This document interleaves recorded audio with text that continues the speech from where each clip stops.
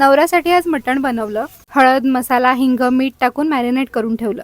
तेलात आलं लसूण पेस्ट, कांदा, खडे मसाले, कोथिंबीर टाकून परतवलं. त्यात मटणाच्या फोडी, मसाला, कसुरी मेथी, पाणी आणि थोडं मीठ टाकून ढवळून घेतलं आणि झाकण ठेवून शिजवत ठेवलं.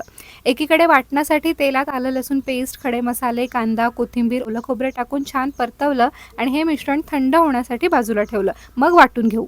मटणात बटाट्याच्या फोडी ॲड केल्या. एकीकडे लेकरासाठी वरण बनवायला घेतलं. हळद, हिंग, मीठ टाकून तूर डाळ शिजत ठेवली. डाळीचा हा फेस तुम्ही पण काढून टाकता का? मला कमेंट करून सांगा.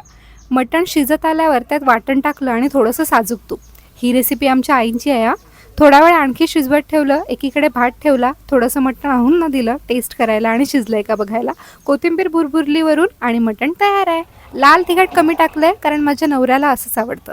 भांडी अर्धवट टाकून पळाले कारण पाठीमागून आवाज आला, मम्मा चिच्ची. हा आई जन्मा तुझी कहाणी.